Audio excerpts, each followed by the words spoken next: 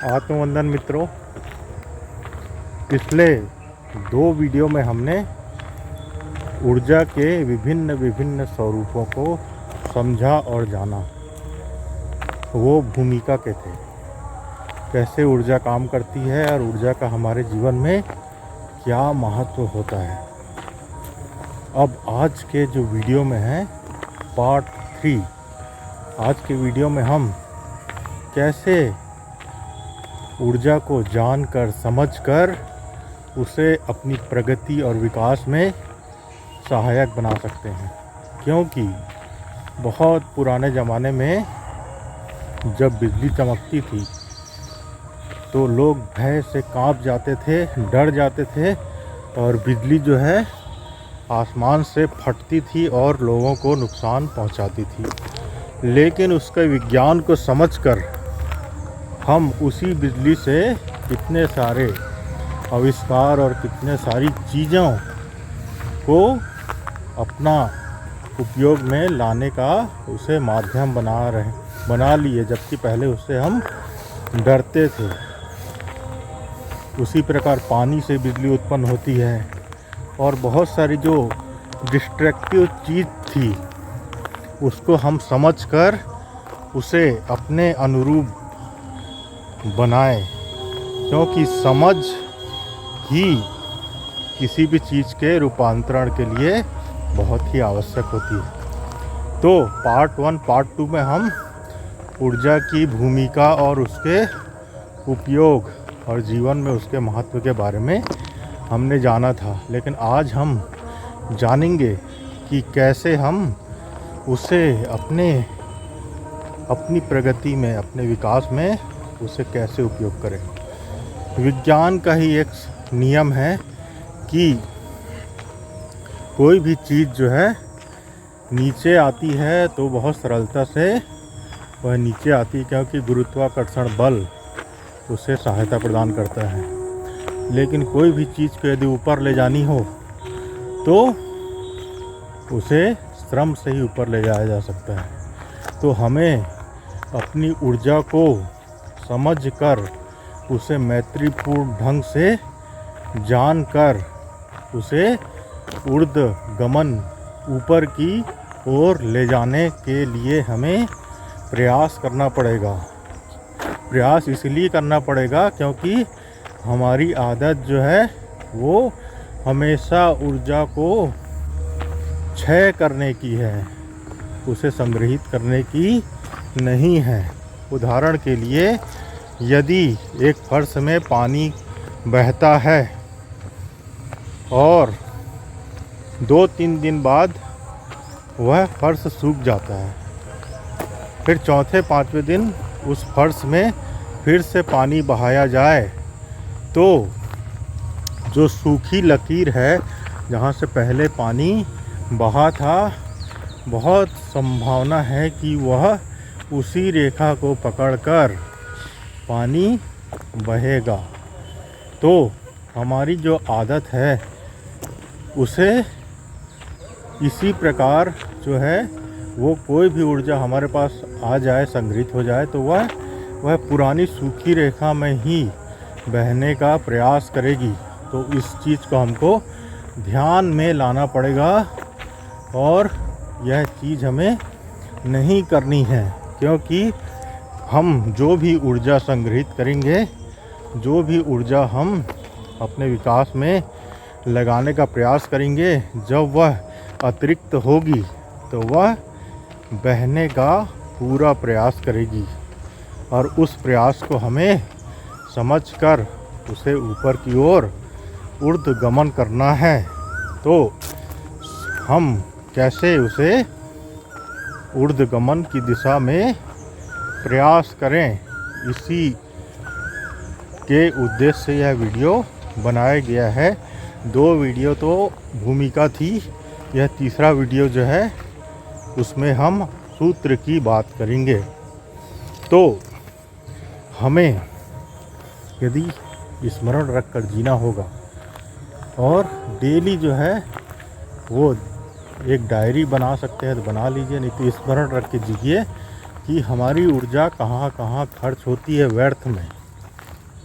तो उस व्यर्थ ऊर्जा को तो पहले हमें संग्रह करना है, उसे बचाना है, क्योंकि ऊर्जा जब तक बचेगी नहीं तो वह सृजन की दिशा में, प्रगति की दिशा में, विकास की दिशा में और आत्मा को जानने और पाने की दिशा में गतिमान ही नहीं होगी। जब ऊर्जा हमारे पास बचेगी नहीं तो उस ऊर्जा को बचाने का सर्वप्रथम हमें प्रयास करना है मित्रों। तो सर्वप्रथम हम सुबह से रात सोने तक हम अपनी गतिविधियों को देखेंगे। तो सर्वप्रथम हम सुबह उठेंगे, तो हम अभी तक उठते आए हैं सुबह, तो क्या करते हैं, नींद खुलती है तुरंत आँख खोलते हैं और बेड से उतरकर सीधा अपने दैनिक काम में लग जाते हैं। ऐसा नहीं करना है। जब भी नींद खुले तो आँख बंद ही रखें, क्योंकि हमारी नींद टूट गई है ये हमें पता चलता है, उसके बाद ही हम आँख खोलते हैं। तो जब भी पता चले हमारी नींद टूट गई है तो हम आँखों को बंद ही रखें 5 मिनट और धीरे से हम करवट लें, करवट लेके बैठ जाएं अपने बिस्तर में और अपनी सांसों को देखें, सिर्फ देखें और कुछ मत करें। अपनी सांसों को देखें, देखते रहें, देखते रहें, देखते रहें, जितना भी आपके पास समय हो। 1 मिनट से लेकर 5 मिनट तक आप बेड में बैठ सकते हैं। उसके बाद उठिए आप और अपना डेली रूटीन का कोई भी काम है उसे करिए। और दूसरा नियम ये है कि जो भी काम हम करते हैं तो ऊर्जा का यह नियम है, यदि विखंडित होकर करते हैं कोई भी काम तो ऊर्जा हमारी होती है। यदि इंटीग्रेट, संगठित होकर कोई भी काम करते हैं तो हमारी ऊर्जा नहीं खोती। जैसे कि आप बाथरूम गए, है ना, सोच रहे हैं मन में क्या करना है क्या नहीं करना है दिन भर, बाथरूम जाएं तो बाथरूम जाएं, ब्रश करें तो सिर्फ ब्रश करें, दिमाग मत चलाएं। ब्रश करते करते आप ऑफिस में पहुंच गए, किसी से मिलने पहुंच गए, किसी से बात कर रहे हैं, ब्रश इधर किए जा रहे हैं, तो उससे ऊर्जा का क्षय होता है। तो इससे बचें। यह आदत जो है हमारी बिगड़ी हुई है, इसे हमें प्रैक्टिस में लाना पड़ेगा। स्नान कर रहे हैं तो सिर्फ स्नान करें, अपने शरीर में पानी की बूंदों को महसूस करें और पूरी तरह वर्तमान में मौजूद रहें। इससे क्या है, हमारी ऊर्जा संग्रहित होगी, संग्रहित होगी तो बांध बनेगी, बांध बनेगी तो फिर उससे हम बड़ी बड़ी योजनाएं, बड़े बड़े पुल, बड़ी बड़ी अपनी जीवन के स्तर को उठा सकते हैं। तो पहला जो है सूत्र जो है वो है टोटलिटी। कोई भी काम करें उसे टोटल होकर करें, उसे वर्तमान में ही रहकर करें, ना भूत का चिंता करें ना भविष्य का चिंता करें। भोजन कर रहे हैं तो भोजन का पूर्ण रूप से स्वाद लेकर करें।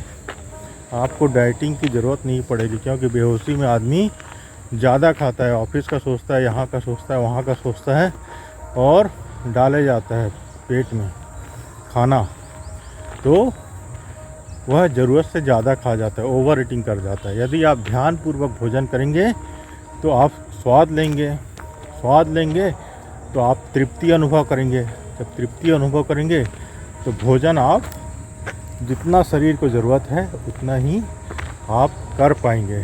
तो पहला सूत्र है मित्रों कि इसे हम टोटलिटी में जिए जीवन को, सुबह से शाम तक, रात तक, जब तक संभव हो। जब यह सूत्र खोए तुरंत सूत्र के पकड़कर फिर वर्तमान में ले आए। खोएगा यह सूत्र बार बार, जैसे ही खोए, जब भी स्मरण आए तो आत्मनिंदा से नहीं भरना है, तुरंत उसे वापस वर्तमान में ले आना है। तुरंत ले आना है। बार बार बार बार यह प्रक्रिया साधते साधते साधते हमारे यह व्यवहार में आने लगेगी, तो हम एक ऊर्जा के प्रकाश स्तंभ बन जाएंगे। तो पहला काम हमें जो करना है वह जो है टोटलिटी। चल रहे हैं तो 100% आप जानते हुए चलें कि बायां पैर उठ रहा है, दायां पैर उठ रहा है। बोलना नहीं है, बस महसूस करना है। किसी से बात कर रहे हैं तो जानते हुए बात करें। किसी की बात सुन रहे हैं तो सुनते हुए उसकी बात सुने होशपूर्वक। जब खुद भी बोलें तो भी अपनी बात को सुनते हुए बोलें। छोटी छोटी बात को हम अपने टोटलिटी में लाकर अपनी ऊर्जा को संग्रहित करेंगे मित्रों। और इसके बहुत सारे रहस्यमय आयाम हैं, इसे हम आगे के वीडियो में जानेंगे और समझेंगे। ये जीवन रूपांतरण के सूत्र हैं मित्रों। इन्हें यदि हम अपना कर अपने जीवन में उतारें तो हमारा जीवन आमूल रूप से रूपांतरित हो सकता है। बहुत बहुत आभार। आत्मवंदन।